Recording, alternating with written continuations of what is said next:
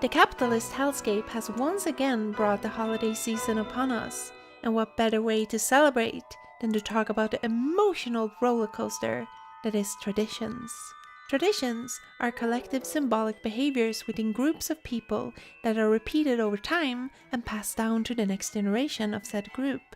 They come to hold significant and emotional meaning. Some traditions even go on to the point where the people of the group can't imagine entire holidays without them.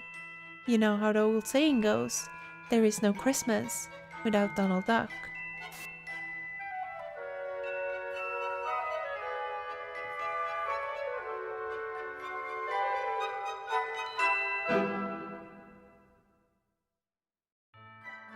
The winter solstice happens twice annually when the Earth's poles reach their maximum tilt away from the sun.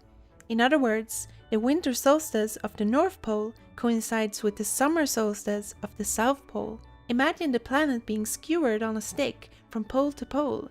Whichever angle one side has will be mirrored by the other. As the Earth's rotation reaches its peak, one side will have the longest night of the year, while the other will have the shortest.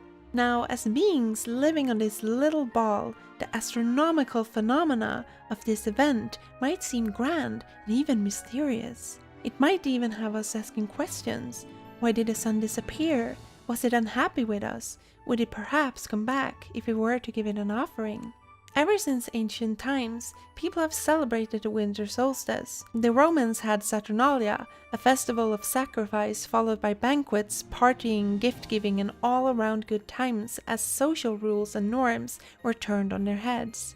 Later, a celebration of the sun god Sol Invictus, the tradition would live on in other incarnations. Likewise, up north, we had offering rituals in Midvinterblut, which would supposedly merge with what we now call Jul.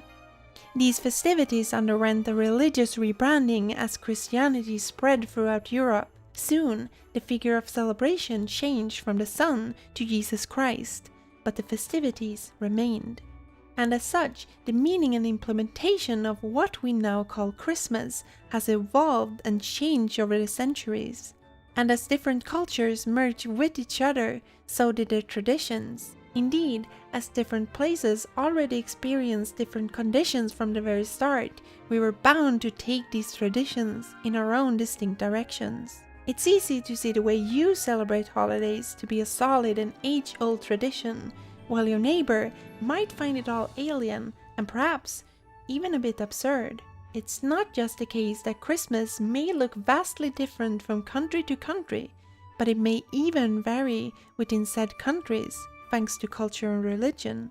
Now, the funny thing about traditions is that they are fairly chaotic in nature. Of course, you could easily create and spread your own rituals with your own conviction, but it would seem what usually happens is just someone going, "That was nice, let's do it again." And they do, and then they decide to do it next year too. Suddenly, there's this emotional bond to their new habit. For every incarnation, it will be harder to let go, until suddenly, no one really knows why they are doing it. It's just a thing that they do. We could perform a thought experiment where we're aliens looking down on Earth and making sense of our strange customs. But truth be told, we might only need to look over our shoulder to the person next to us to realize how strange this all might be. In the Netherlands, kids place shoes by the fireplace, which will seem really wacky until you realize this is like one clothing article away from stockings. Which in itself is kinda weird, and suddenly you might ask yourself why the fuck we're asking this old mythical merry time traveler man to put presents in our socks. And for that matter, why do we wrap presents in paper if we're expected to just tear it off and discard it right away? Would seem like a waste of material. I mean, especially while the world is literally burning. And honestly, are we really to blame our cats when they try to interact with the actual tree that we brought indoors? It's a freaking tree. It's not supposed to be inside at all. This all goes to show that taking a step backwards will untangle the horrible mess of traditions and make you realize how silly it all is.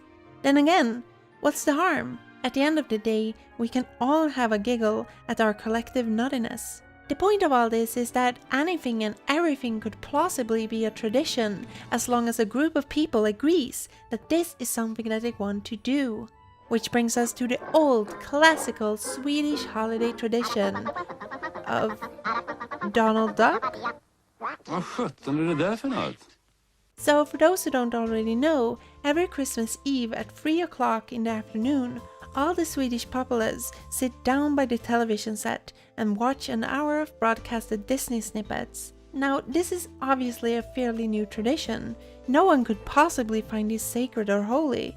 They couldn't. Television broadcast, Disney animation, or even the film medium for that matter, is so recent that most people will have a grasp on where they originally came from. By its very nature, the idea that this would be some mythical ritual from olden times is absurd. The components are right there in front of us, yet still, there is something about this Disney mixtape, something powerful that not only connects us Swedes, but that also upsets us deeply. All the way back in 1958, Walt Disney Pictures broadcast a Christmas special in the US on December 19th, called From All of Us to All of You, in which Walt Disney himself would appear on television to present his compilation of Disney magic. As you might expect, it was a combination of Christmas-themed shorts coupled with scenes from the company's feature films, all presented by Jiminy Cricket and Mickey Mouse.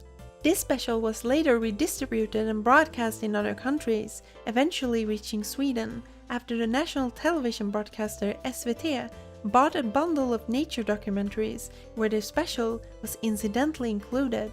First broadcast in Sweden on December 24th in 1960, the show would be rerun annually from then on, again and again and again. Of course, already at this point some changes had been made, seeing as Donald Duck was and still is a vastly more popular character than Mickey Mouse in the northern countries, mostly thanks to the weekly comic book which started publication in 1948 and is still going to this day. It made sense for localization to rename the special Donald Duck and His Friends Wish You a Merry Christmas. So even though Donald is in no way very prominent in the show, he's the main star because we hate Mickey Mouse so much that this was the only way they could get us to watch this.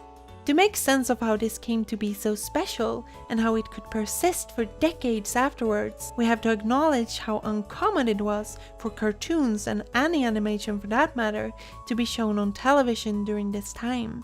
At this point, there was only one state-run non-profit television channel, nothing else to tune into, and the only chance to watch Disney movies on your home screen happened this one time of year.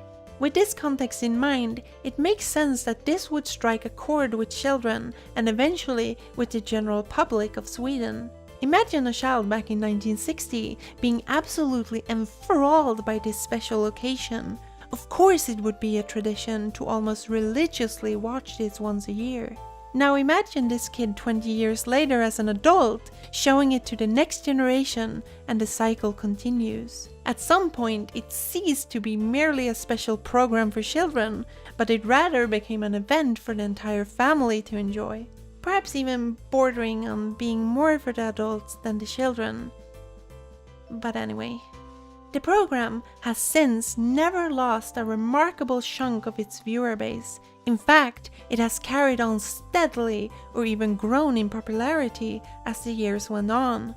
It is consistently in the top 3 most viewed programs of the year, only occasionally pushed out by major sports events or the Eurovision Song Contest. The words "No Christmas Without Donald Duck" might have sounded like a goof before all this information, but it has come to be true in the eyes of many.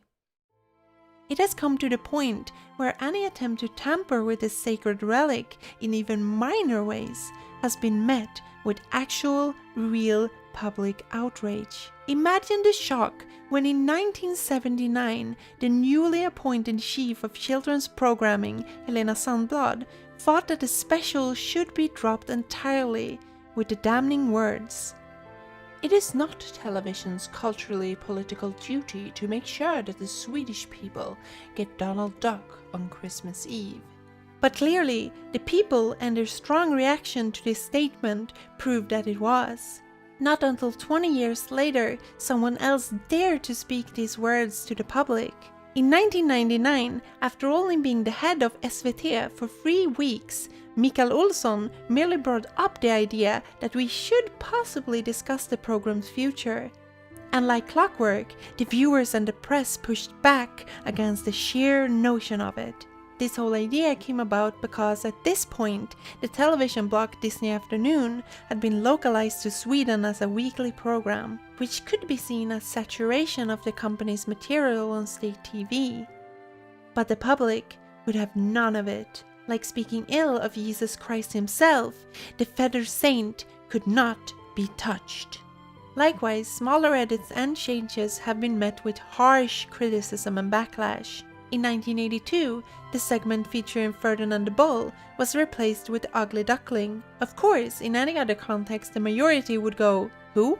But to Swedes, this gentle bull is such a darling character in the public consciousness that many mistook the 2017 Blue Sky film with the same name for a new feature-length Disney animation. The outcry was so harsh from the viewers, but also staff at the television network, that they legitimately put Ferdinand the Bull as a last-minute extra broadcast right after the regular programming. The Swedish people wouldn't have it any other way. This is the power of Ferdinand. This is of course not unique to the holy tradition brought to us by our corporate overlord, that is Disney. No, in fact, being outraged during Christmas time has become a sort of Swedish tradition all in itself. For example, alongside watching Donald Duck and his friends on Christmas Eve, we all eat from this one super specific box of chocolate called Aladdin. Why? I don't know. All we know is that this box is like its own holy ritual. You don't pick from the bottom layer until the top one is finished. The white piece is the most sought after because I guess it's special. In 2014, they switched out one little praline in this box for another. Who cares, right? It's just a little bit of chocolate of a whole box full of... who are we kidding? Of course, people were furious. Seemingly upstanding former Christmas television hosts were fuming over this one little missing candy piece. One of them, Ingvar Oldsberg, even threatened to leave the country over the holidays. Perhaps he expected to find a whole supply abroad or something. I guess it's just in our collective interests. Things should just be the way they've always been, or rather, how we think they've always been. And if that image is not upheld, then hell breaks loose. Be it Christmas shows with not enough snow, ugly Christmas trees, not being allowed to eat endangered eels, or this can of worms. Some are just very protective of our traditions.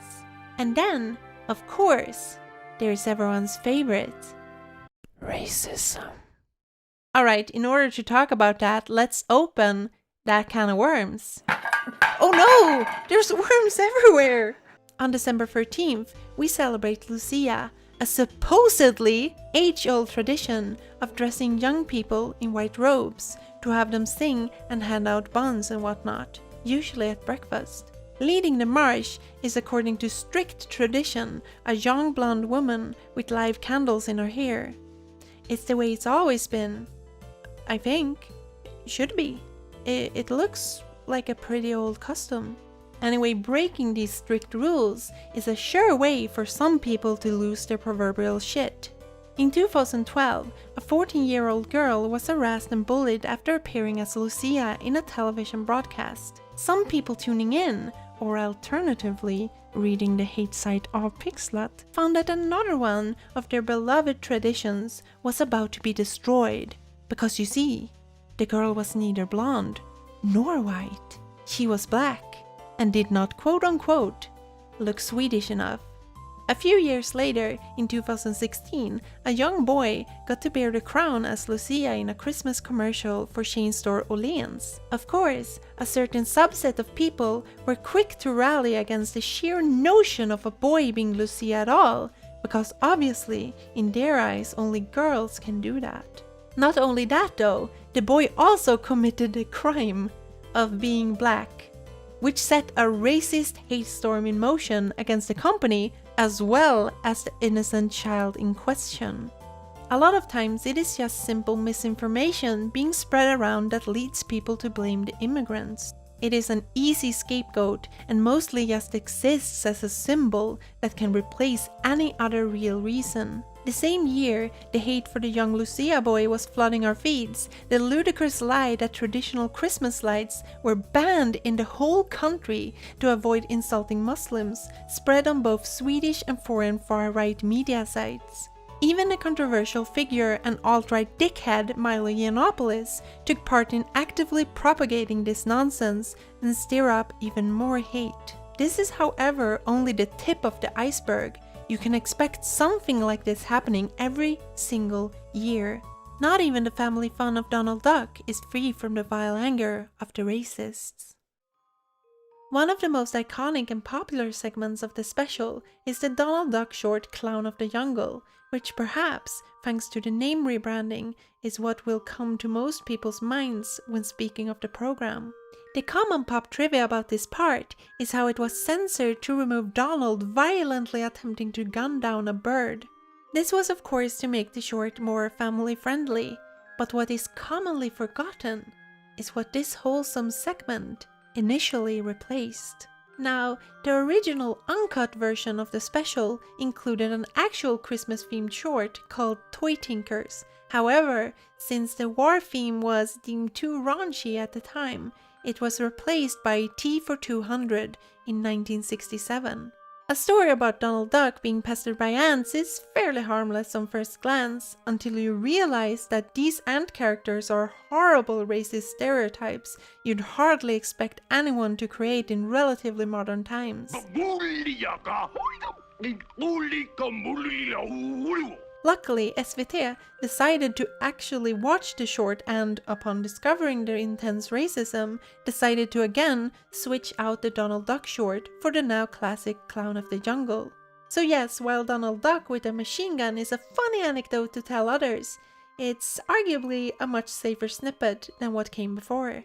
Likewise, in 1983, the introductory short Santa's Workshop was extended to include previously cut scenes featuring harmful caricatures of Jews and black people.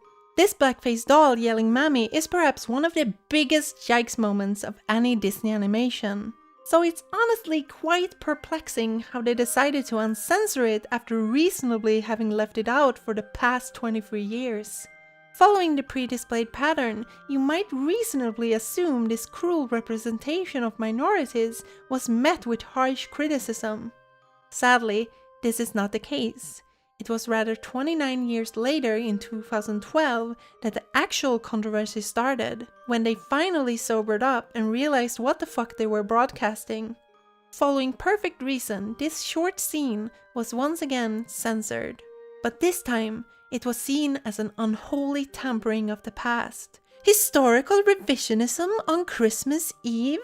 Never heard of it. This precious little racist doll had always been there. Of course it always had, at least according to memory. How could you ruin such a classic holiday tradition of racism? Suddenly, editing a Christmas special had gone from harmless questioning of what kids show to air to supposedly being a radical political statement and proof of some mysterious hidden agenda. Whatever that was supposed to be. I guess the Great Replacement? Anyway, it doesn't really matter. It was probably the immigrants as usual. What's that? It's Buena Vista in London that edits the show? Never heard of it. Must be a Mandela effect. Beside all the blatant racist and anti-Semitic comments, a lot of arguments for the doll scene remaining was based in a sort of false appeal to representation. Here are some examples. I find it more racist to remove a colored comic book character in Donald Duck than live in the image of a multicultural society. Are black people offended by being a part of the Swedish society? Or is it us Swedes who don't want them here? If I allow myself to be a bit politically correct, isn't it more racist to remove the doll than keeping it?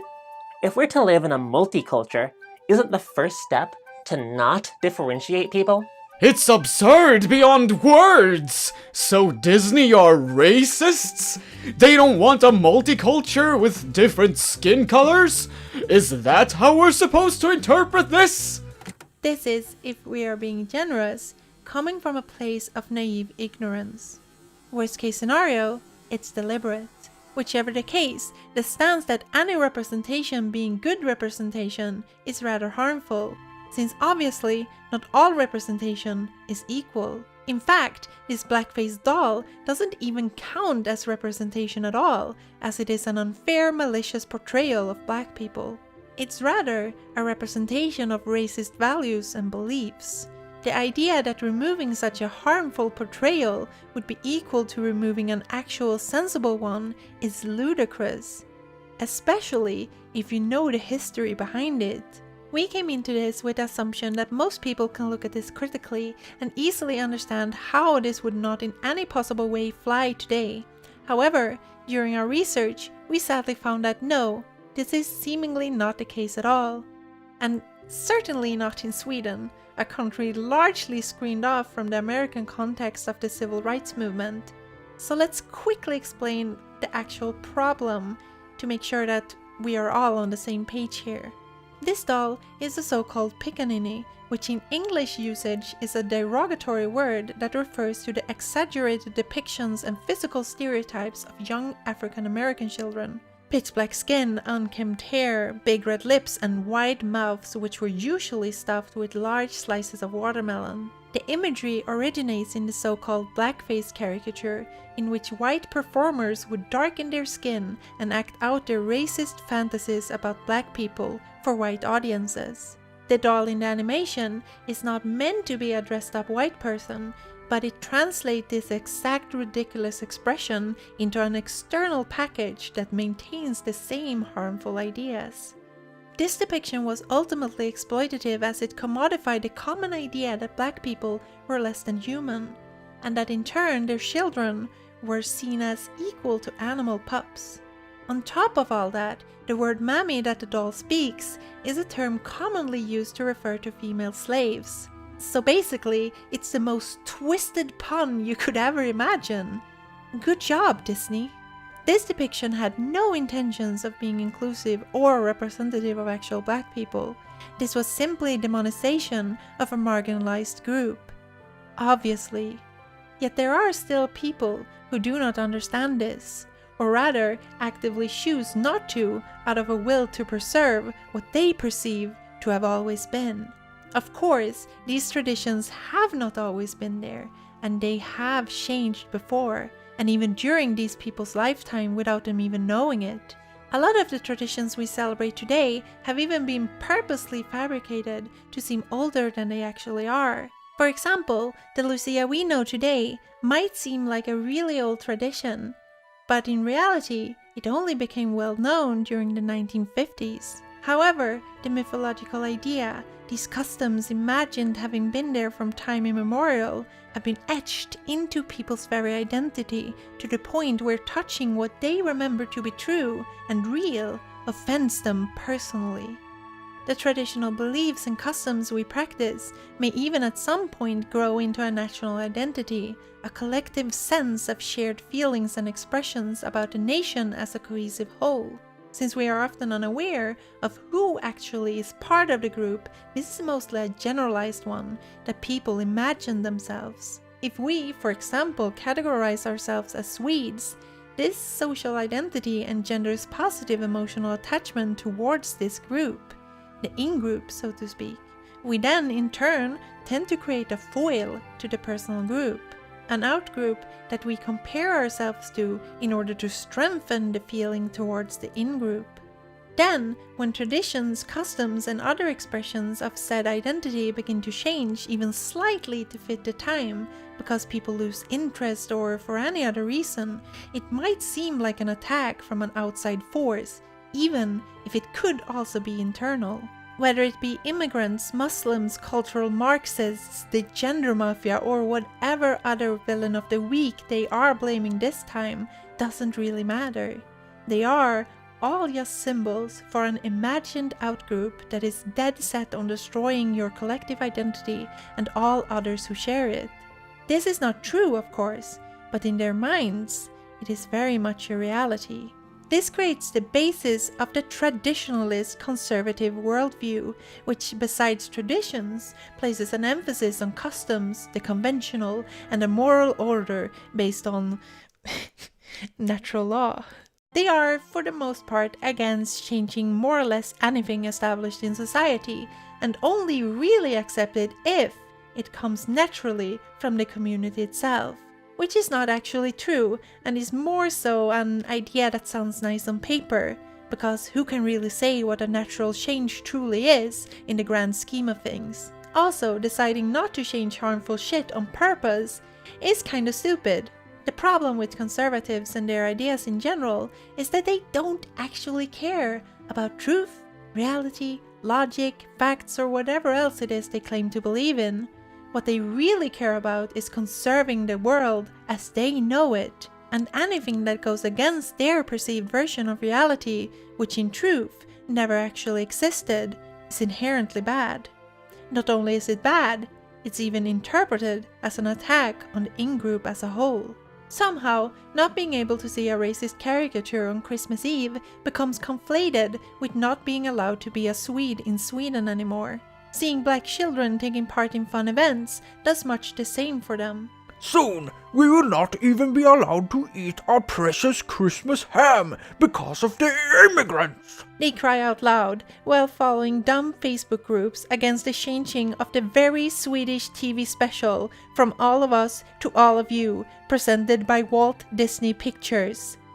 Indeed. The sheer notion of an American Christmas special from the 1930s becoming ingrained into the very identity of Swedes should crush any and all claims of traditions being a fixed point in our cultures that cannot be moved. It is the very proof that culture is ever-changing, evolving, and breathing. As Heraclitus once said, no one ever steps in the same river twice, for it's not the same river. And he's not the same man. In this sense, the tradition of watching Donald Duck every Christmas Eve is a positive thing. By its nature, it actively challenges the notion that traditions can't change across time or place. Sure, we could call it out as blatant Americanization or seriously question why Disney gets a free pass on showing adverts for the new films on public service TV at the best broadcasting time of the year. This is actually really problematic and could be an entire video in itself, but we digress. No matter the case, it's a clear sign that the culture is both alive and breathing, and anyone willing to partake will have this fact right in front of them if they're ready to examine themselves. After all, that healthy self-distance will reveal how silly it is that we obsess over watching a Disney special on Christmas, but it will also show how this practice opens up to all other kinds of change. And that is a good thing. It is okay if traditions and culture in and of itself change. Bigotry and conservation for no good reason is actually a straight way for these very traditions to die off. If you give no room for more people to come in, then no one will.